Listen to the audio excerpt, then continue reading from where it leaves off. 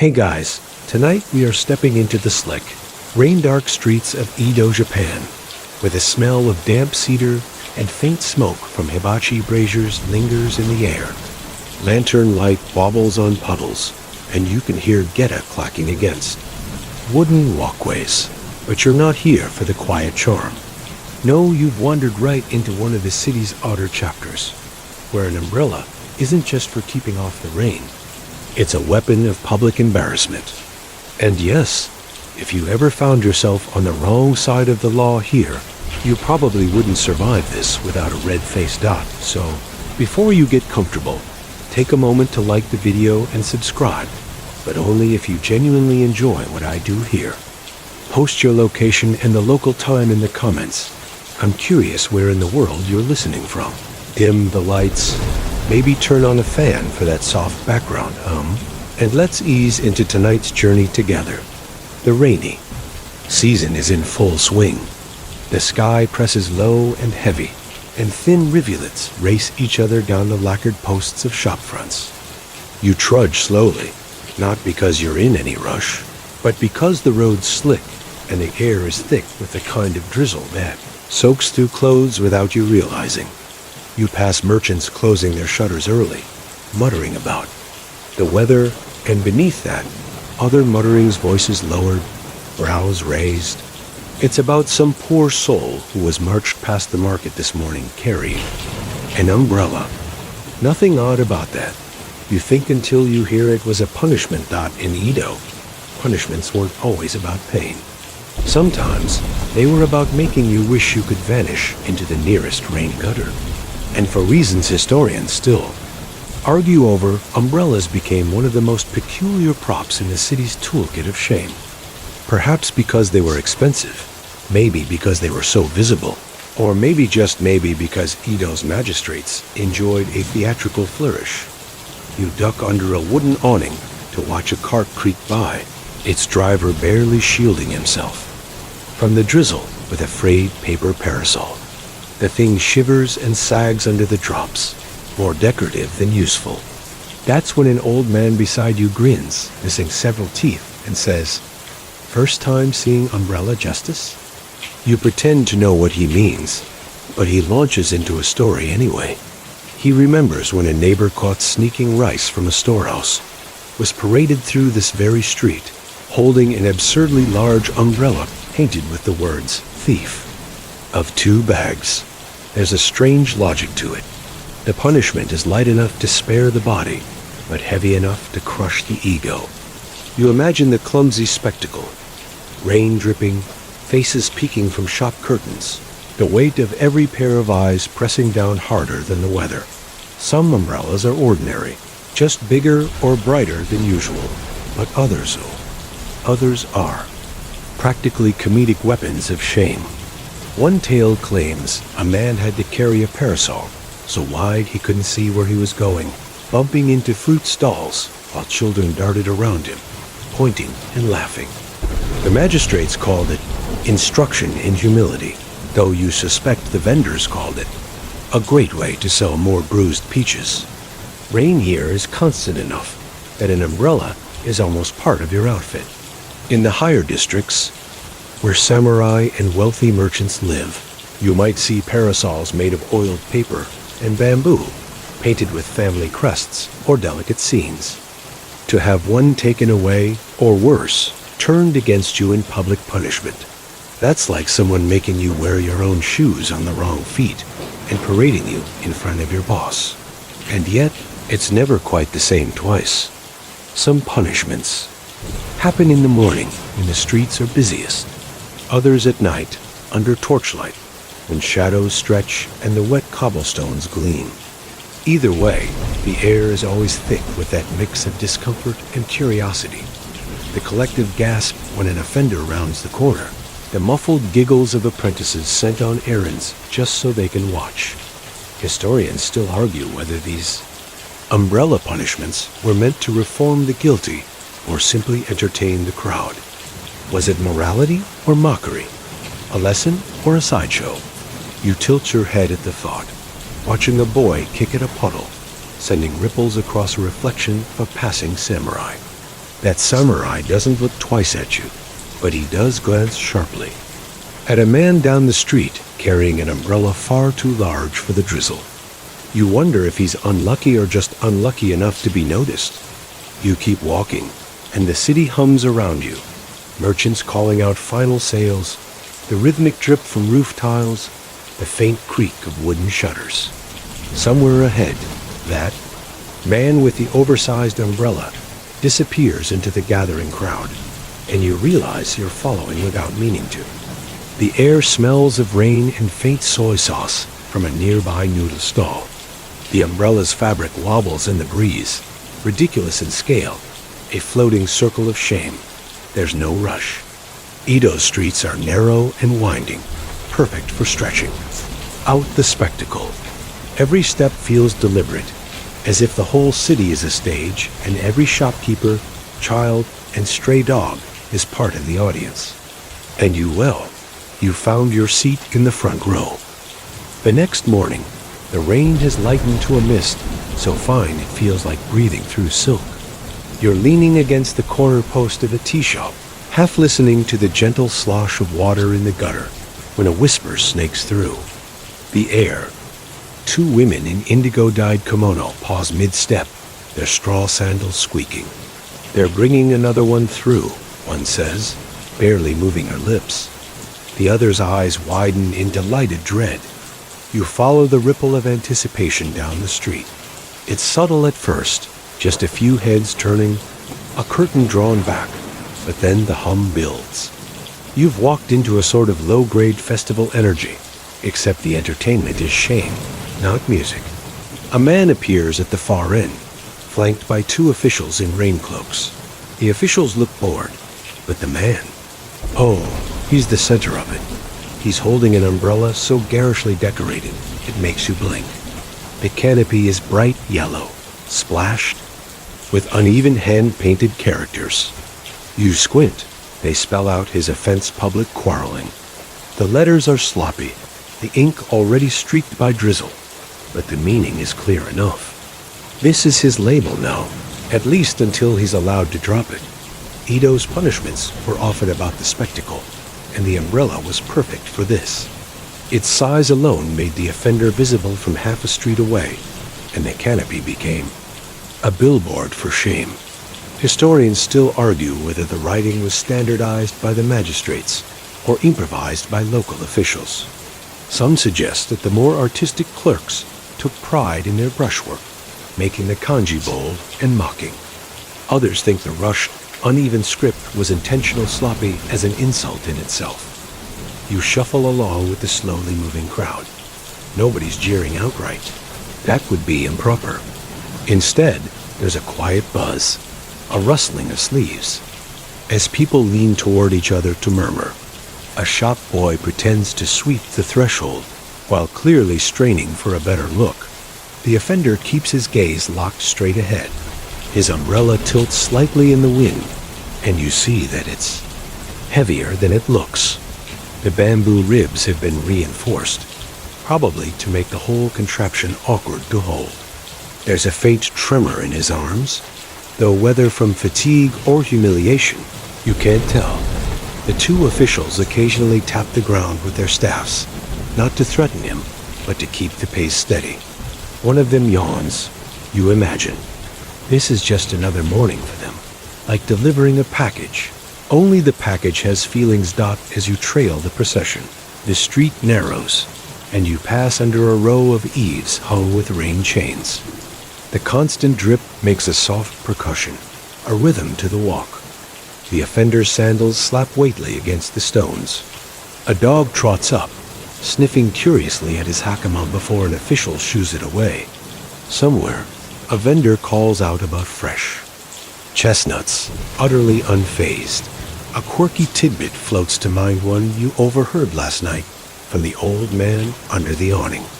He swore that, during a dry season decades ago, officials still paraded offenders under umbrellas, pretending it was raining. The shame's the same whether it's wet or not, he'd said, chuckling through his missing teeth. It's hard to picture now, with drizzle misting your eyelashes, But you suppose the absurdity would only make it worse. The man's route is clearly planned for maximum exposure. He's taken past the fishmongers, where women get mackerel with swift, practiced flicks of the knife, and past the bathhouse, where customers loiter in the steam at the entrance. Even the ferryman at the canal pauses mid-load of passengers to watch. It's as though the whole city pauses for the slow-moving, umbrella-topped announcement. Here walks one who stepped out of line. You start to notice details in the onlookers' expressions. Some seem entertained. Others look away quickly, perhaps embarrassed on his behalf. A few wear the tight, knowing smiles of people who think, better him than me. You wonder how many in the crowd have their own private brushes with the law that never made it to this public stage. The procession ends abruptly at a crossroads where a small platform has been set up. The man is directed to stand there, holding the umbrella aloft while the officials confer. No ropes bind him, but leaving isn't an auction. There's an unspoken agreement between the officials and the audience that he will serve his time here. You stand among the damp onlookers, watching water bead and roll down the umbrellas. Ribs. The yellow paint catches what little light filters through the clouds, making the shame glow faintly in the gray air. His face is a careful mask. After a while, the officials nod, and he steps down, still holding the ridiculous thing. You expect him to discard it immediately, but no, he keeps walking, still on display, until he turns a corner and vanishes from view. The crowd disperses as quickly as it gathered, leaving only the whisper of the rain and the faint smell of grilled eel from a stall down the lane. You linger for a moment, feeling that strange mix of pity and fascination. Edo justice isn't about the lash or the cell, it's about memory. Tomorrow, people will still talk about the man with the yellow umbrella, and they'll remember the offense painted across it. And somewhere in the city, another umbrella waits for its next unwilling bearer. The day dries out by late afternoon, and a pale sunlight filters between the tiled rooftops. You wander the merchant quarter, where shopkeepers sit outside polishing their wares, the air thick with the smell of fresh tatami and grilled sweet potatoes. That's when you start to notice something you hadn't paid much attention to before: the umbrellas themselves. Not the shame umbrellas from the morning, but the everyday kind leaning against shop doors, hanging from pegs inside tea houses, carried like prized possessions under people's arms docked in Edo. An umbrella isn't just a tool, it's a statement. These are no disposable plastic contraptions. They're works of craft, oiled washi paper stretched over ribs of split bamboo, each rib polished smooth. The handles are lacquered, often in deep reds or glossy blacks. A single umbrella might cost the equivalent of several days' wages for a laborer, which means most commoners take care to repair them rather than replace them. The wealthy? They treat them like accessories, matching the parasol's colors to their seasonal kimono. You remember overhearing a merchant boast that his paper parasol was painted with a scene of Bin-Tea, Fuji at dawn, each stroke applied by a famous artisan. He wouldn't dream of taking it out in actual rain. It was for sunny strolls and being admired. The irony isn't lost on you. In a world where umbrellas can be objects of envy, forcing someone to carry a humiliating one through the streets hits twice as hard. Historians still argue whether this cultural weight is why umbrellas became part of the punishment system. Some believe the magistrates saw the symbolic reversal, turning a symbol of refinement into a billboard of disgrace as the perfect social sting. Others suggest it was pure practicality. Umbrellas are big, visible, and can be decorated with the offense in large, unmistakable script. You pause by a stall selling new paper parasols. The vendor lets you handle one, and you're surprised by how light it feels. It smells faintly of oil and fresh bamboo. Then you imagine trying to hold one in a downpour after the canopy's been deliberately punctured drips seeping through, trickling down your neck, your shame literally soaking into your clothes. That, you think, is probably the point. A quirky tidbit slips into your mind from something you read in an old town register. There were occasional complaints from officials that the better class of offenders brought their own umbrellas to punishment expensive ones, thinking it might soften the humiliation. The response was swift. Offenders caught doing so had to carry 2 umbrellas, one in each hand, both painted in mockery. One magistrate allegedly quipped, "If they wish to bring their own, we shall double their burden." As the afternoon wears on, the sun bakes the wet stones until steam rises, and the scent of damp wood fades into warm air. You notice the way the city's architecture almost conspires with the idea of umbrella punishment's narrow streets funneling people into close quarters, low awnings that force the punished to tilt or lower their props awkwardly, drawing more eyes. You wander toward the riverbank, where ferries shuttle passengers across the Sumida. The water glints gold in the lowering sun. You pass a group of boatmen lounging between crossings, their parasols staked upright in the dirt to shade them. One is patched in 5 places with mismatched paper, yet it stands like a small flag of stubborn endurance. Here, the umbrella isn't about shame or luxury. It's survival under the relentless summer glare. Still, you can't shake the image of the bright yellow punishment umbrella from the morning, or the awkward, oversized monstrosities described by that toothless old man. Once you've seen one, you realize they live in the same category as ceremonial. Fans or banners objects that turn their bearer into a moving announcement. Except, of course, that in Ido's version, the message is, "Look at me. I've been foolish." The market streets are slowing now, with merchants sweeping stray leaves from the entrances. A woman in a pale lavender kimono walks past, her parasol, the exact shade of plum blossoms. It turns heads for beauty, not ridicule. You wonder, fleetingly, if that's what makes the punishment so effective. A thin line between pride and humiliation, between carrying something that elevates you and something that drags you down. A gust of wind rattles the bamboo ribs of a nearby display parasol, and the vendor rushes to steady it. You hear him muttering about how a single tear in the paper ruins the whole thing. And you think, yes, that's the metaphor, isn't it? A small, deliberate tear can change the meaning entirely. You lean against a post, watching the last of the sunlight catch in the lacquer of umbrella handles displayed for sale. Somewhere beyond the rooftops, you imagine another offender trudging under a garish canopy, the weight of wood, paper, and public judgment all pressing down at once. The hum of the city is softer now, less gossip, more the quiet shuffle of people heading home. But you can still feel the presence of the morning's whispers, woven into the fabric of the day. Even without seeing a punishment, you've been reminded that here, an umbrella can mean more than shelter from the rain. It can mark you, brand you, and follow you in memory long after the streets have dried. Evening settles over Ido like a damp blanket, the kind that clings to your skin and makes every breath heavy. The lamps are being lit one by one, paper globes glowing like warm moons above the narrow streets.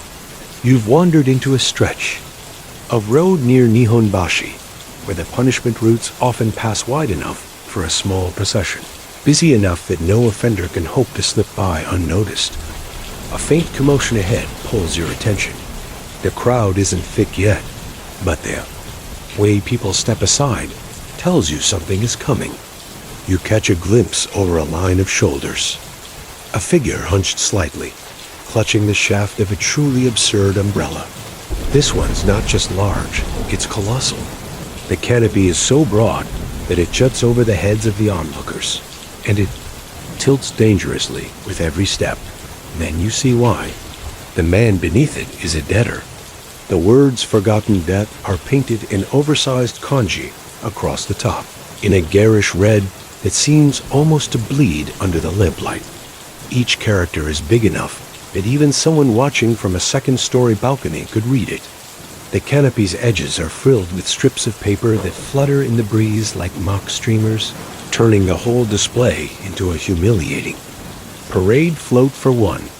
You fall in with the crowd as it trails the debtor down the street. His get-a-clop on the stones in an uneven rhythm clop, scrape, clop, as he struggles to keep the massive parasol balanced. The officials walking with him seem to enjoy not offering help. One occasionally clears his throat loudly, as if to remind the man to keep moving. There's a strange dignity in how he holds himself, though you suspect it's all he has left. You've heard that debt punishments like this are often paired with verbal reminders, town criers who follow along and shout the offender's name, debt amount, and creditor. Tonight, there's no shouting, just the quiet hiss of whispers moving through the crowd like wind through reeds. Quirky tidbit you recall from a magistrate's record. Sometimes the umbrellas for debtors were deliberately weighted with hidden stones to ensure the offender's arms grew tired quickly. This forced them to stop and readjust in the middle of busy intersections, which, of course, drew more eyes. Historians still argue whether the goal was purely humiliation or if the physical strain was meant as a lesson in bearing the weight of one's obligations. You drift closer to the debtor, close enough to hear his breathing steady but deep, the kind that comes from both exertion and trying not to lose composure. His yukata is clean but plain, the kind of clothing that won't distract from the message above his head. The route loops through the market district, weaving between stalls still open under the glow of lanterns. A fishmonger calls out a greeting mocking or sincere. It's hard to tell, and waves a mackerel in the debtor's direction. A noodle vendor pauses mid-ladle to lean forward and get a better look. Children trail after the group, giggling, daring each other to touch the umbrella's fringe before darting away. You think about the cruel practicality of it. In a city where written signs are everywhere, from shop banners to playbills, painting a debt across a giant parasol is like buying advertising space for your own disgrace. The debtor is forced to become a walking cautionary tale. Don't overreach. Don't forget, or you might end up with your shame-catching raindrops in the LAMPLIGHT one corner. The debtor's sandal slips on the damp stone, and the umbrella wobbles wildly, tilting toward the crowd. Gasps ripple through the watchers, half concern, half anticipation of a good laugh, but he catches it in time. One official smirks. The other adjusts his hat. The procession ends in front of the moneylender's shop, its shutters painted with neat black calligraphy. The debtor is made to stand there, holding the umbrella high, while the crowd mills about pretending to browse the neighboring stalls. You stand across the street, watching the lamplight paint the umbrella's red lettering. Into the misty air. Minutes pass. The debtor's arms begin to tremble more visibly now, and his breathing grows heavier. A child tugs at his sleeve and asks something you can't quite hear. The debtor doesn't look down. He just keeps staring straight ahead. Finally, an official steps forward and murmurs something to him. He lowers the umbrella slowly, with the same care you'd give a fragile heirloom. And then, without ceremony, the group turns and disappears into the side street's shadow. The crowd disperses in polite silence, save for a few lingering glances, and the faint swish of sandals on stone dot as you turn to leave. You can't help but think about how much quieter the punishment felt compared to the morning's spectacle. No jeers, no shouted accusations, just the debtor and his looming, ridiculous canopy, wordlessly telling his story to anyone who cared to look. Morning breaks with a pale, milky sky, one of those days when the light seems to come from nowhere and everywhere at once. You wander along the main thoroughfare, past the smell of fresh miso soup drifting from open windows, and find yourself in the artisan quarter. Here, parasol makers work with methodical precision, the steady TCK of bamboo being split into slender ribs echoing down the lane dot. It's a fitting place to overhear the latest rumor. Two apprentices are chatting while sweeping shavings from the workshop entrance. Did you see the thief last night? One asks. They gave him the crimson.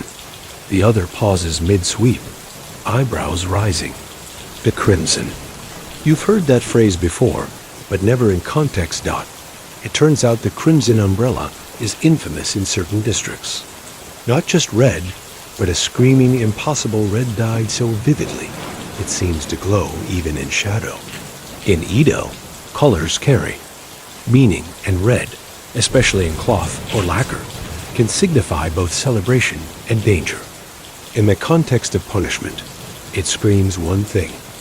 Look at this person. You trail the conversation in your head as you picture it.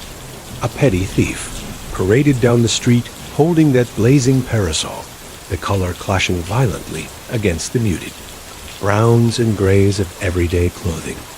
People would notice even if they didn't care about the crime itself. Historians still argue whether specific colors were officially assigned to certain crimes, or whether the choice was more theatrical, left to the whims of local officials.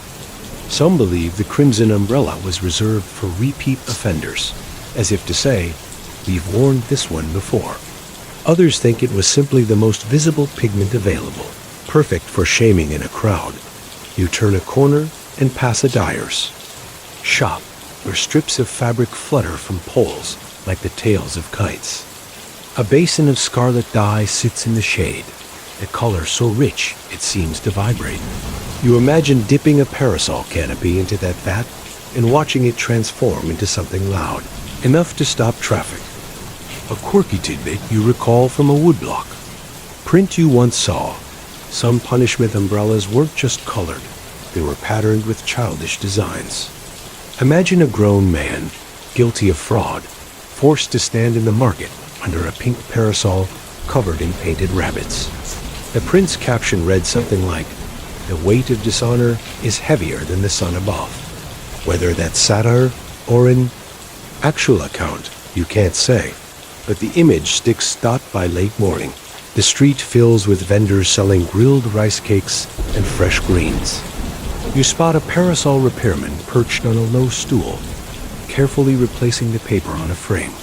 He works in silence, but you wonder if he's ever been asked to prepare one of the punishment umbrellas. Would he approach the task differently, knowing the canopy's purpose was humiliation, not protection?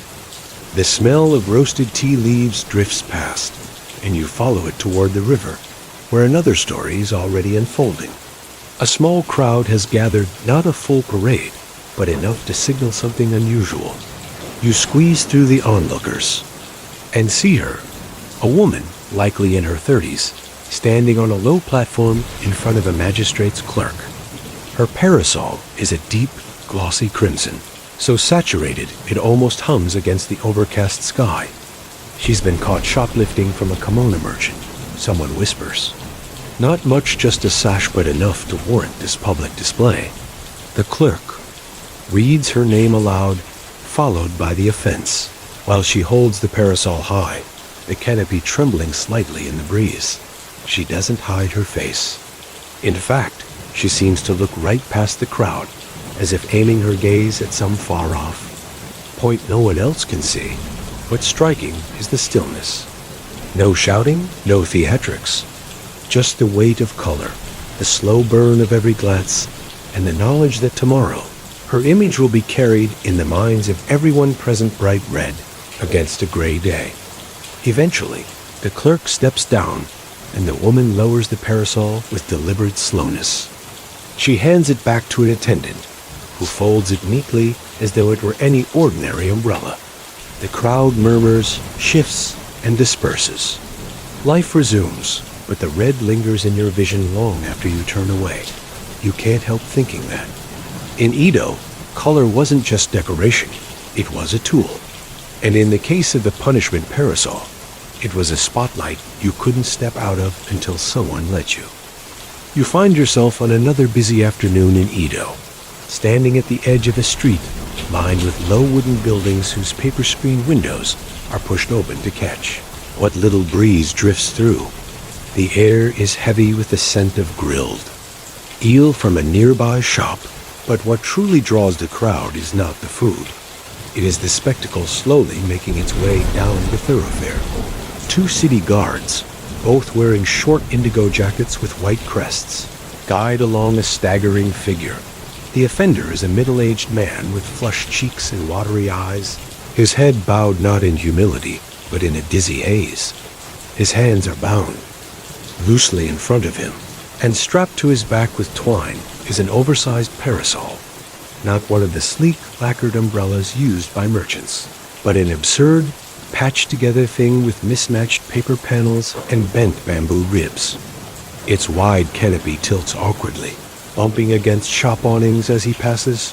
The punishment is simple in concept, yet exquisitely targeted.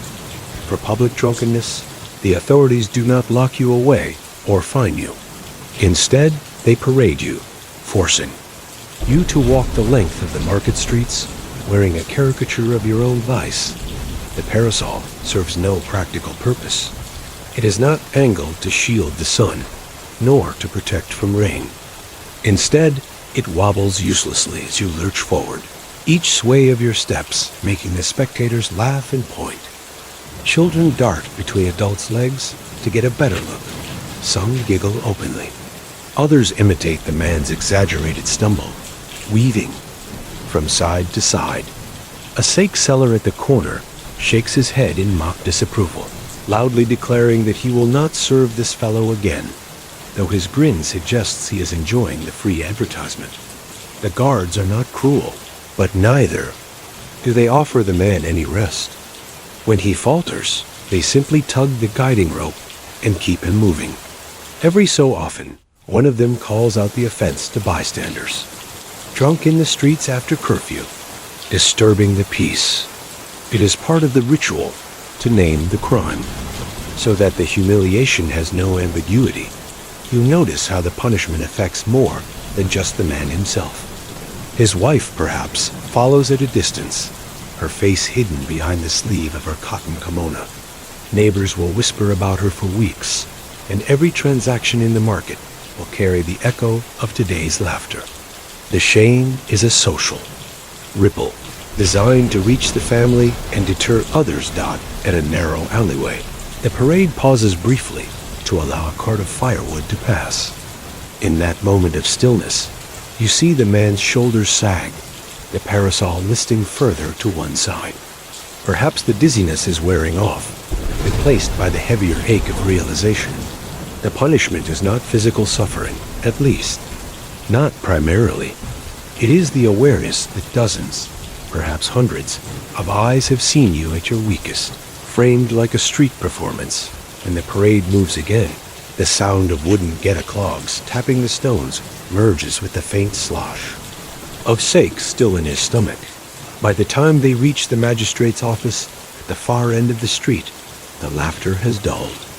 Spectators drift away, carrying the story with them. Tomorrow, another offender will wear the ridiculous parasol, and the cycle will continue. You stand for a moment after the crowd disperses, feeling the curious blend of amusement and discomfort that Edo's peculiar punishments so often evoke. The umbrellas may be paper and bamboo, but the weight they carry is something far heavier. The sky is a dull gray, heavy with promise of rain, as you find yourself on a quiet street lined with modest wooden houses. The kind of place where neighbors know each other's habits and secrets, and a whispered scandal travels faster than the wind. Today, the news is that a man known for his slick words and half-truths is about to face a punishment unlike any other you've seen. He steps outside his home, clutching a ragged umbrella, its paper torn and patched in places. It's a sorry sight, barely enough to keep out the drizzle that has started to fall. The offense? Lying under oath at the local court. In a city built on honor and reputation, such deceit is a serious crime. Instead of corporal punishment, the magistrates have devised a punishment more humiliating than pain. To walk through the village holding a tattered umbrella in the rain, exposed to the scorn and pity of all who see him. The umbrella, once a symbol of protection and status, Here becomes a cruel mockery useless against the weather, much like the offender's promises. As the rain begins to fall steadily, you watch droplets seep through the torn canopy, splattering onto his kimono. Passers-by avoid eye contact, but you catch a few glances filled with quiet judgment. Children point and whisper, learning early that reputation matters. The man's steps are slow and deliberate, each one echoing the weight of his damaged honor. You recall a curious detail from an old manuscript. Sometimes officials would deliberately RIP or puncture the umbrella canopy before handing it to the offender, ensuring the rain would soak through and add to the misery. Historians still argue whether this was a common practice or merely occasional cruelty.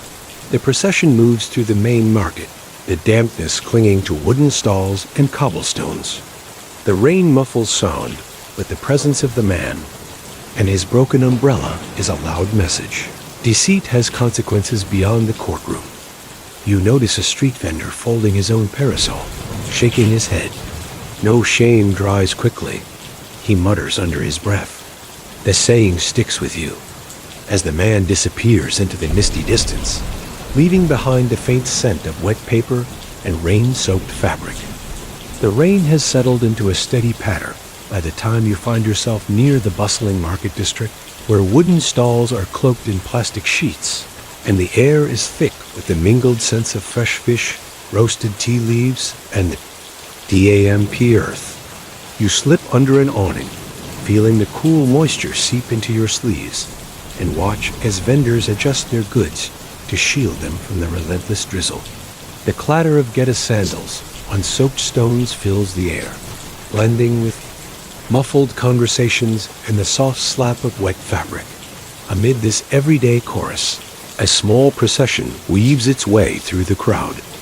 At its center is a young man, barely out of his teens, shuffling forward with a cracked umbrella perched atop his head.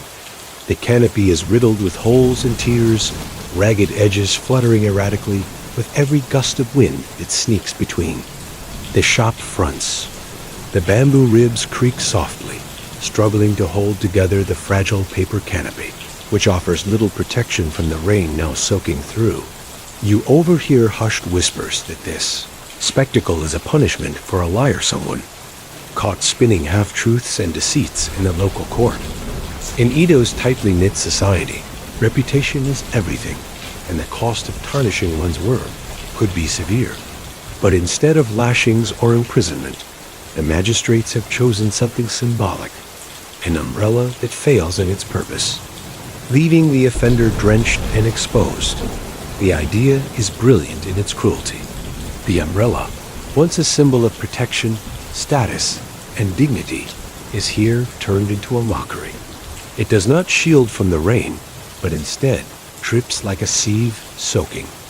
The wearer's kimono, plastering hair to the scalp and chilling skin beneath.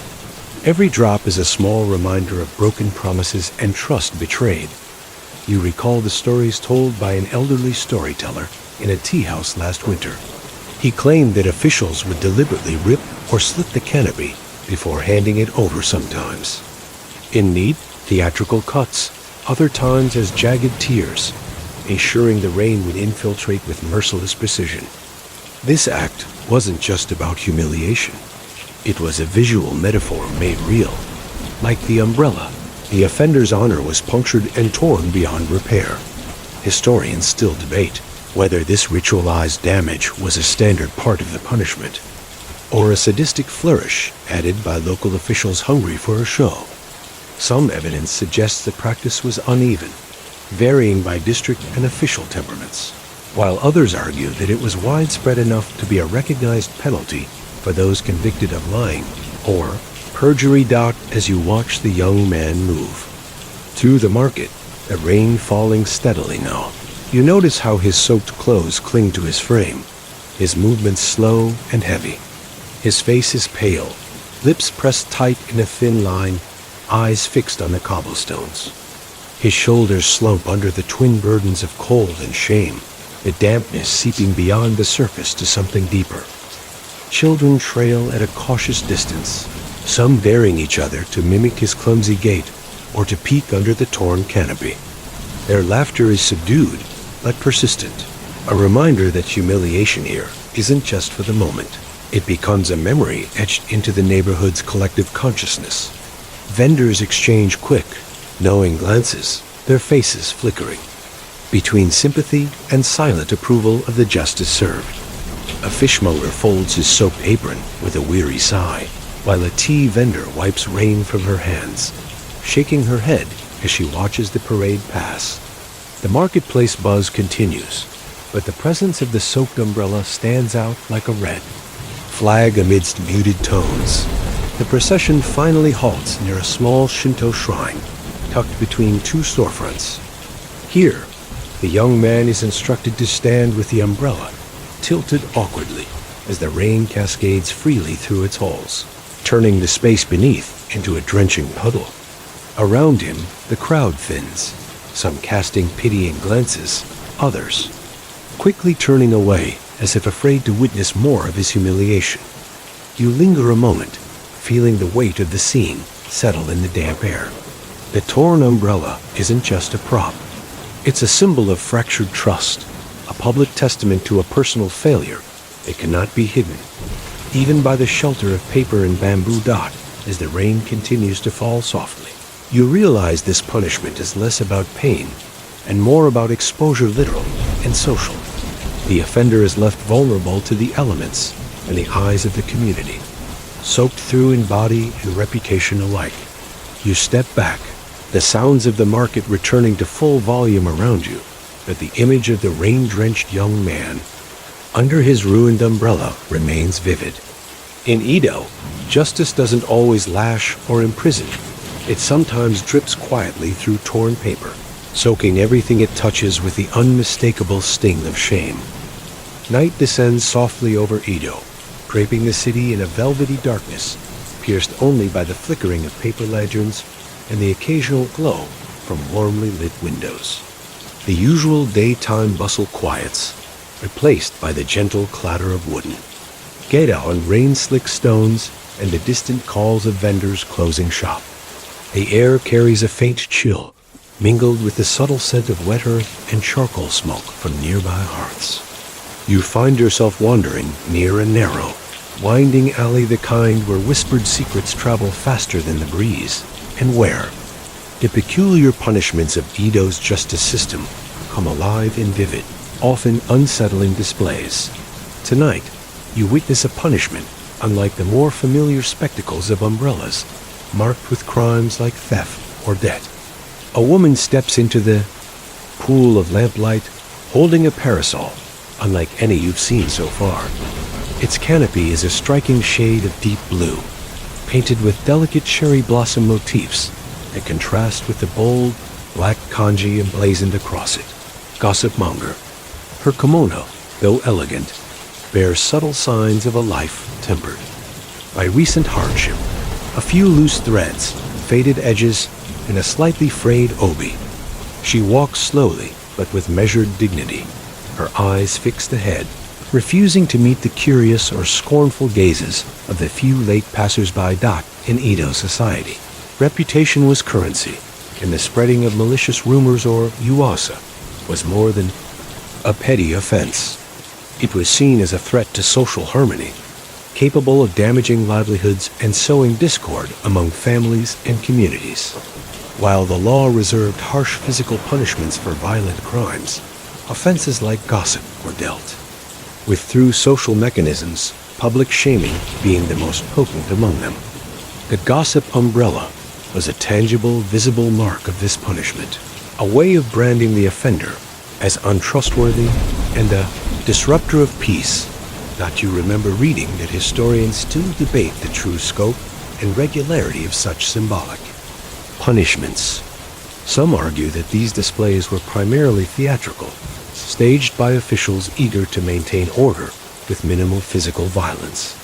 Others contend they were effective social deterrents, their humiliation lingering in memory far longer than a mere scar or bruise. After all, in a tightly knit society where everyone's business was often public knowledge, A mark of shame was sometimes more crippling than imprisonment. As the woman makes her slow, deliberate way down the narrow alley, you notice the umbrellas. Craftsmanship. It is smaller than standard, almost delicate, but the weight of its message is undeniable. The fresh lacquered ribs shine faintly under the lamplight, and the paint of the kanji is bold, the strokes precise and unyielding. The cherry blossoms, usually symbols of beauty and ephemerality, here seem ironically out of place, their softness contrasting the harshness of the words that condemn her. Around her, the street is unusually quiet. Passers-by step aside with polite bows, averting their eyes, or casting quick glances to the ground.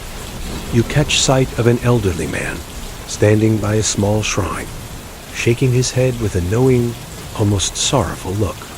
Nearby, a group of children peer from behind a wooden post, whispering and giggling nervously as they watch her pass, learning the social codes of shame at a tender age.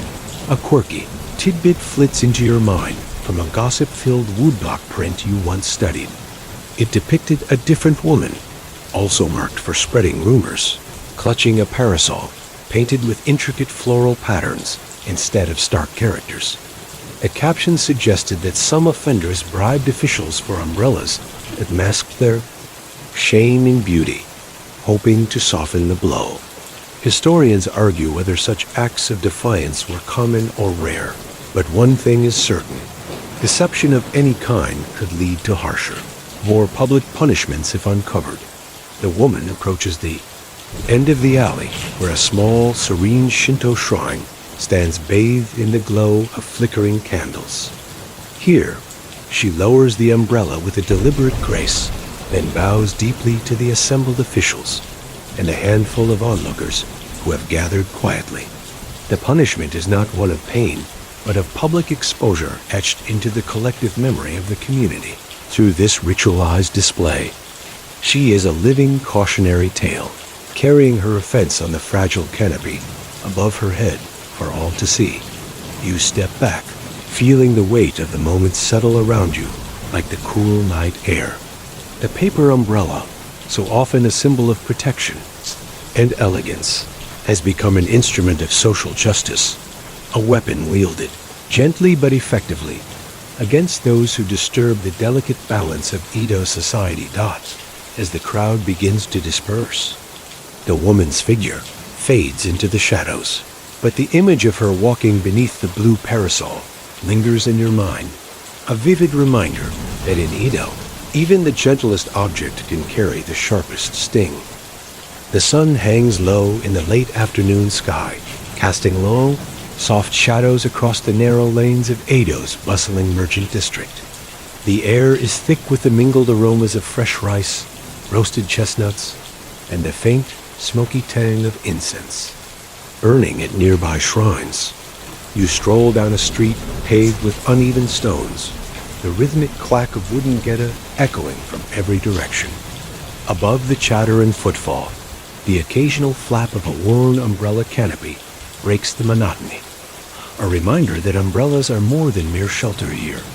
They are carriers of stories, both ordinary and extraordinary. Today, you come upon a curious scene.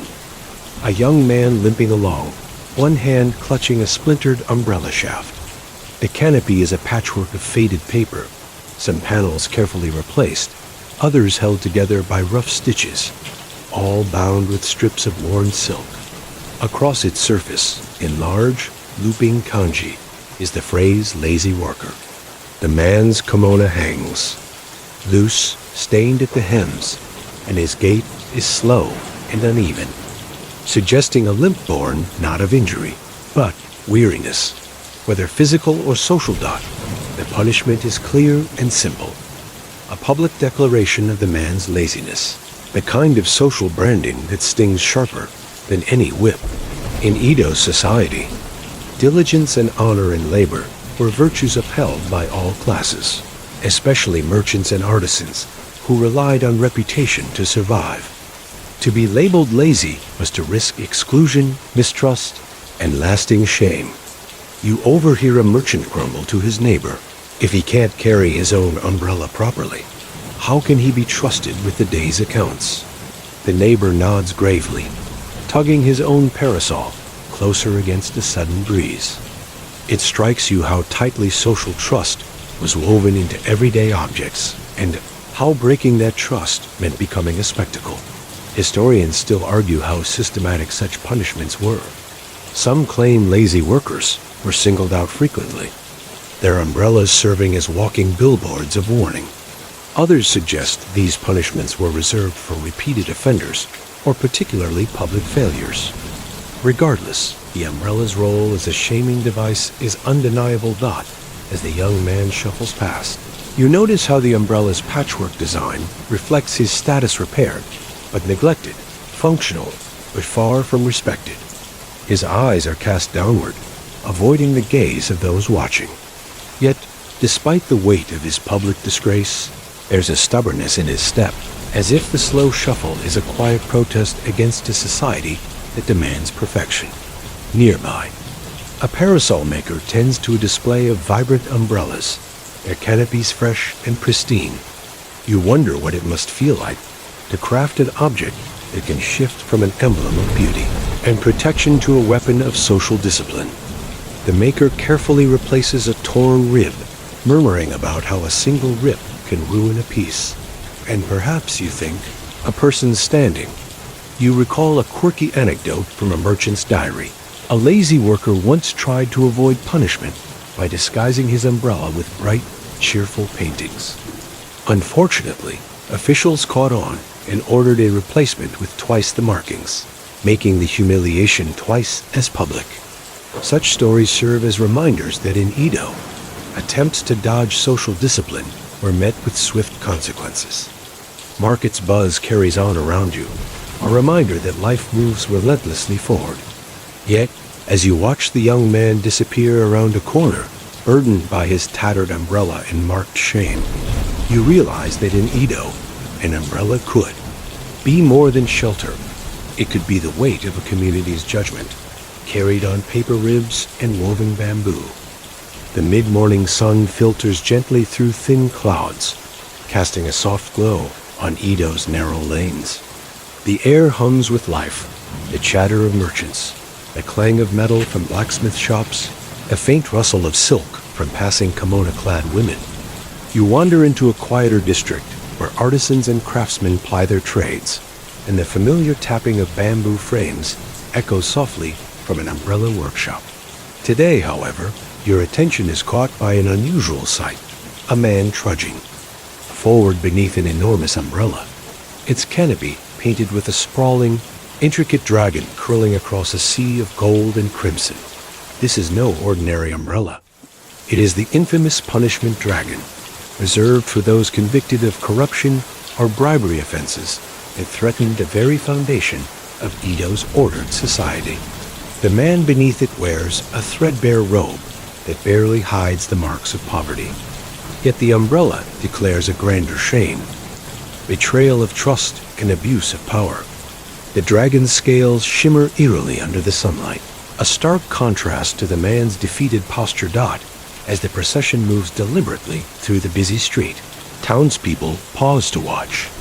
The dragon's fierce eyes seem to burn with silent accusation, and the umbrella's weight appears almost symbolic, a physical burden matching the offender's moral one. Vendors whisper about the man's downfall. Some shake their heads, while others avert their gaze. Children peek from behind wooden posts, wide-eyed and curious, learning early that even those in power are not above justice in Edo. Historians still debate the origins of the punishment dragon umbrella. Some believe it was introduced during the late Edo period as part of a crackdown on widespread governmental corruption, while others argue it was a localized tradition, limited to certain magistrates' jurisdictions.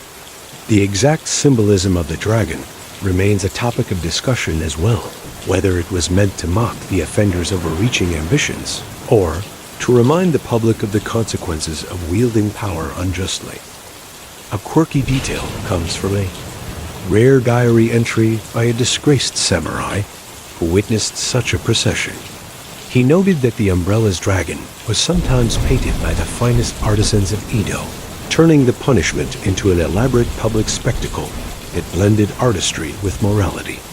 The condemned would carry the heavy canopy for hours, every step a public confession, and every glance a reminder of his fall from grace.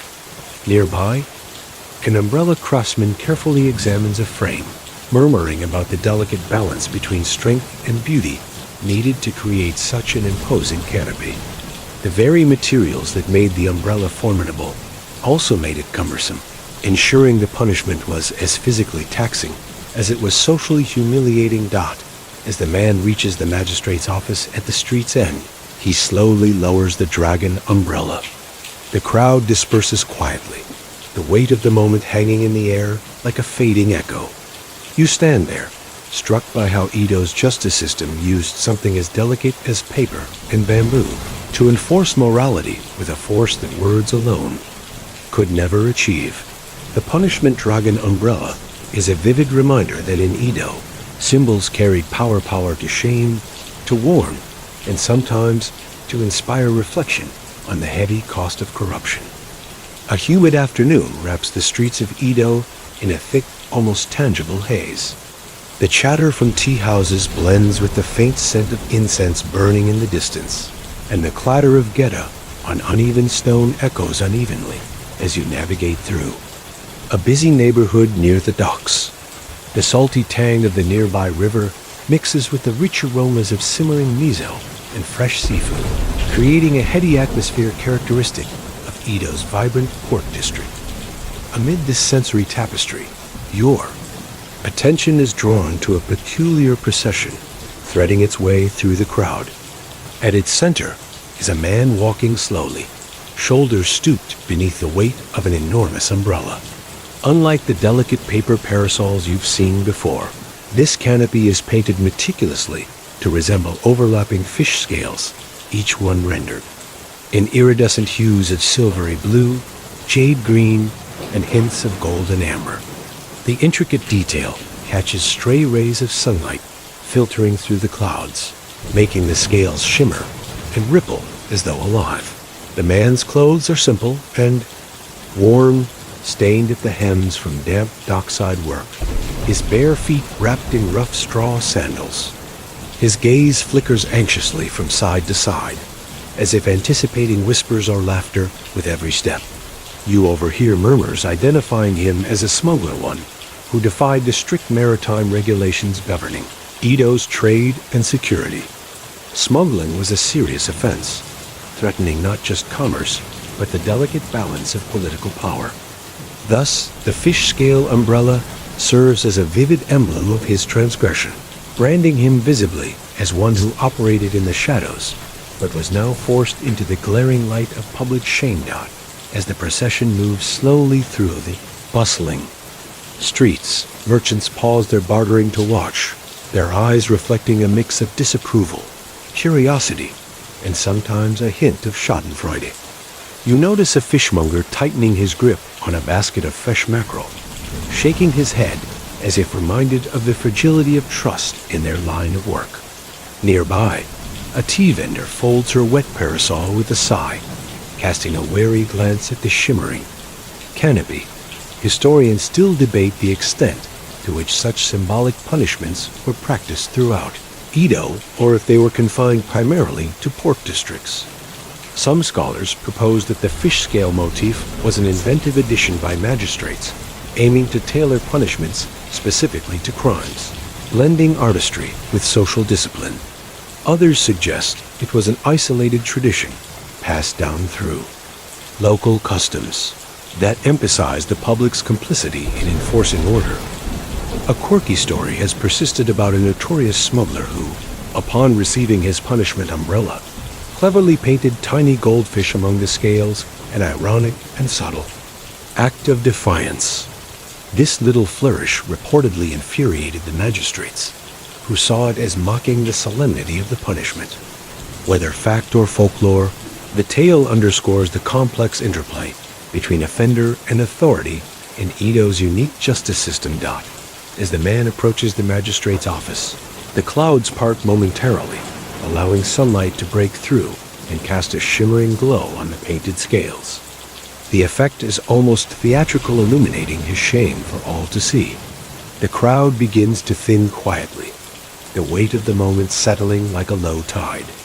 The image of the fish scale umbrella lingers in your mind, a striking example of how Ito's justice fused symbolism and spectacle to maintain order.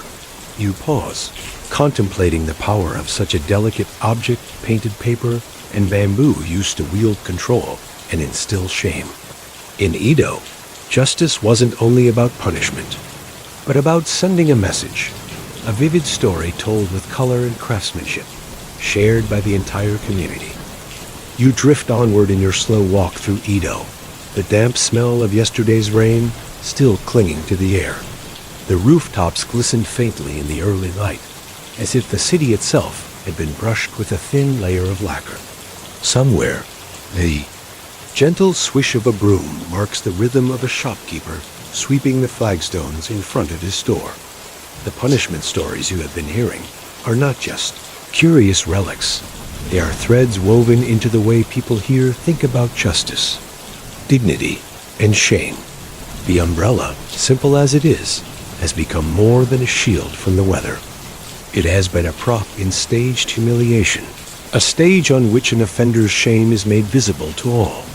You pause outside a tea house, where a group of older men sits cross-legged on the veranda. Their conversation drifts into your ears, unhurried.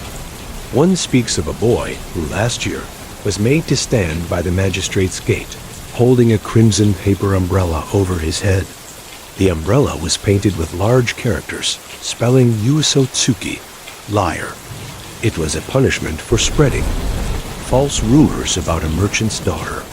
People passed by, some with pity, others with a smirk, the boy's cheeks burning under both the sun and the meaning of those words. This use of umbrellas for public display was effective because they were eye-catching, portable signs. In a city where people often moved in close-packed streets, the object stood taller than the offender, drawing the eye before one even noticed the person beneath it. Unlike a placard strapped to the chest, an umbrella could be opened, closed, tilted, or twirled, making the humiliation dynamic, a living advertisement of one's misdeed. A gentle breeze carries the faint sound of shamisen strings from somewhere farther down the street. The musician's melody seems to lean into a minor key, almost in sympathy with the story you have just overheard. You step away from the tea house and continue walking, your gaze now catching on a small stall selling old paper goods, letters, woodblock prints, and even discarded kabuki flyers. On a low shelf, you spot a print showing a comical scene, a caricature of a man cowering under an umbrella, painted with a huge fish. The accompanying caption mocks him for being slippery, a wordplay on his habit of dodging gets. You imagine that this may have been inspired on a real punishment, transformed into satire for the enjoyment of townspeople. In Ito, public shaming could ripple outward, from the courthouse to gossip, from gossip to art, and from art into the permanent cultural memory. Your feet carry you over a small wooden bridge, its railing damp to the touch. Beneath, the canal water moves slowly, reflecting the sky like a pale, rippled mirror. You think of how the punished must have felt walking home afterward, umbrella still in hand, a tool that once kept them dry, now soaked in the memory of humiliation. Perhaps some would discard it at the earliest chance, tossing it into a ditch, or leaving it in a roadside pile of broken objects. Others might keep it hidden away, a quiet reminder to never repeat the offense. A few, maybe, would wear their punishment with a kind of defiance, turning the insult into a private joke. Human nature, after all, does not change much from one century to another. Dot in the distance, a bell tolls the hour from a temple tower. You breathe in, the air cool against your throat, and you realize that the streets are slowly filling. Ito is awake again, and somewhere, behind the orderly surface of its daily life, the peculiar punishments, umbrellas and all, continue to shape the way people behave. The streets of Edo stretch on before you, yet as you drift further into the narrative, they seem to bend and repeat like the loops of a dream. You pass again the same corner, where a tea house leans slightly toward the street, its Norn curtain, swaying in the faintest breeze. The sound of geta on the stones is softer here, almost muffled by the hour, as though the city itself is reluctant to disturb the quiet. You recall the earlier punishment stories umbrellas with their strange symbolic weight, their public shaming, their odd mixture of inconvenience and theatricality. But in this part of town, you find something subtler. The umbrellas here are closed, tucked neatly into the arms of passers-by, but they still carry meaning. A folded paper umbrella, for example, is a prop used in certain no and kabuki performances. In the hands of a costumed actor, it becomes an object of transformation, sometimes a symbol of fleeting beauty, sometimes a sign of secrecy. One old merchant pauses at a roadside brazier to warm his hands, and you notice that his umbrella is painted with a simple, elegant mon of 3 hollyhock leaves. This crest belongs to the Tokugawa clan, yet the merchant himself is no samurai. Such borrowing of heraldic imagery is not unheard of in Edo, but it toes a dangerous line. In the Tokugawa era, even the patterns you wore could be a statement or a transgression. You wonder, briefly, if a man could be punished not for the thing itself, but for the message it implied. You wander further, down to a bridge where the Sumida River slides past in long, ink-dark lines. The air here smells faintly of river mud and the metallic tang of water on stone. Lanterns sway on poles above, casting pools of gold onto the slow ripples. Somewhere upriver, you imagine, goods are being unloaded under watchful eyes. Rice bales, barrels of sake, rolls of silk. Each shipment is recorded, each tally marked. The Tokugawa order depends on these rhythms. Commerce moving like the tide, punishment falling like the inevitable turn of the seasons. Near the bridge's midpoint, a young woman leans against the railing, gazing down into the water. She wears a short indigo jacket, sleeves tied back, and at her side hangs a small closed umbrella. Not the heavy lacquered kind you've seen in earlier tailies, but a light bamboo frame with oil paper stretched over it. The ribs are thin, the paper slightly frayed at the edges. You imagine she's not here for punishment, but for something more private, perhaps waiting for someone, or watching the moon's reflection drift and break across the current dot in that reflection. You see not only the pale silver disk, but the faint outline of an umbrella's canopy, like a ghost of the earlier punishments, hovering between sky and river. It makes you think of how stories themselves are like these reflections, shapes that change with the smallest movement, always carrying traces of the past, even as they ripple into something new. From here, the streets slope back toward the heart of Edo. The houses are closer together, their shiji screens drawn tight, letting only thin blades of candlelight escape. A night watchman passes, tapping his wooden clappers in slow rhythm. Kyushiji. The sound marks the hour, but also reminds anyone awake that order is being kept.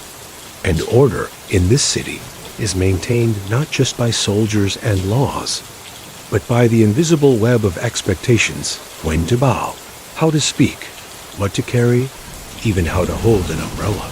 The deeper you walk into these back streets, the more you feel the hush settling over you. The noise of the bridge fades, replaced by the faint scratch of a cricket in a nearby garden. Your steps match the pace of the night watchman's clappers. You feel as though you are not simply moving through Edo, but being gently drawn into its slow heartbeat, where even the idea of punishment has a rhythm and a place. And somewhere ahead, though you cannot yet see it, another story waits. The night in Edo drapes itself over the city like a well-worn indigo kimono, stitched with the faint shimmer of lantern light along narrow lanes. You are still here, in this drifting half-conscious state, your senses dulled but pliable, absorbing. The faint creak of wooden shutters, the occasional cry of a night watchman, the sigh of the wind winding its way through alleys you will never walk. The umbrella, of course, is still with you, at least in thought. It has become less a physical object and more a symbol now, a talisman of the peculiar and the ordinary entwined.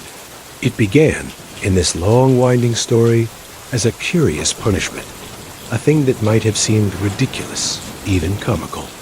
But over the hours, as we have wandered deeper into the tangled streets of Edo's past, the image of a citizen forced to carry a heavy or unwieldy umbrella has softened and widened into something else, a reminder of the subtle, human-scale justice, of a society forever concerned with appearance, with dignity, with the small yet telling corrections to public life out in the dark.